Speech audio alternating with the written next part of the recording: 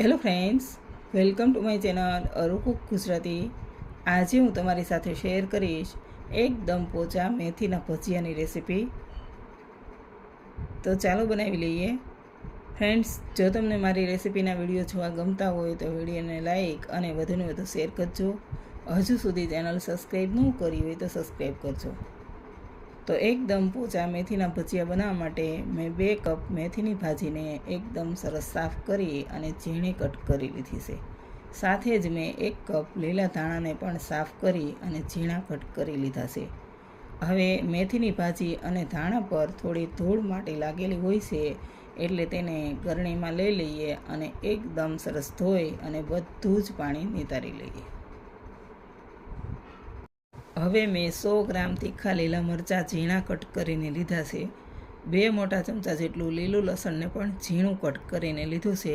લીલા લસણની જગ્યાએ તમે સૂકું લસણ પણ લઈ શકો છો. 1 મોટા આદુના ટુકડાની છાલ કાઢી અને તેને છીણી લીધું છે.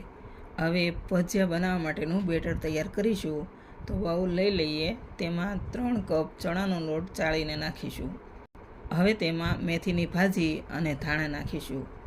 હવે ઝીણા કટ કરેલા લીલા મરચાં, લીલું લસણ, છીણેલું આદું, અડધી ચમચી અધકચરા વાટેલા મરીનો પાવડર, અડધી ચમચી જેટલી હિંગ અને સ્વાદ પ્રમાણે મીઠું નાખીશું.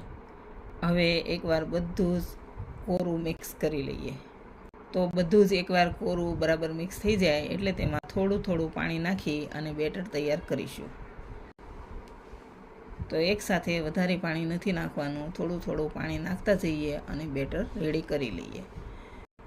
તો મેં થોડું પાણી નાખી અને ભજીયા બનાવવા માટે આ રીતનું મીડિયમ થીક બેટર તૈયાર કરી લીધું છે. અને તેમાં મેં પોણા 2 કપ જેટલા પાણીનો ઉપયોગ કરેલો છે.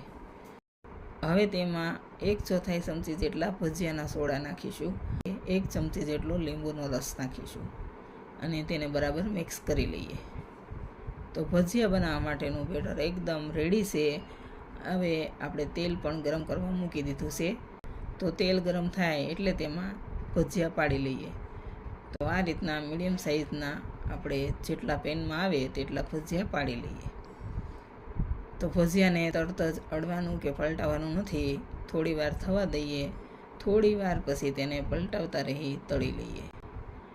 તો મેં થોડી વાર થવા દીધું છે. હવે ભજીયા તળાઈ ગયા છે તો તેને બહાર કાઢી લઈએ અને બધું જ તેલ નિતારી પ્લેટમાં લઈ લઈએ. તો હવે ભજીયા રેડી છે તો તેને સર્વ કરી લઈએ. તો ફ્રેન્ડ્સ, રેડી છે એકદમ પોચા મેથીના ભજીયા ખજૂર આમલીની ચટણી સાથે. રેસીપી ગમે તો જરૂર ટ્રાય કરજો અને વિડીયો સારો લાગે તો લાઇક, શેર અને ચેનલને સબસ્ક્રાઈબ કરજો.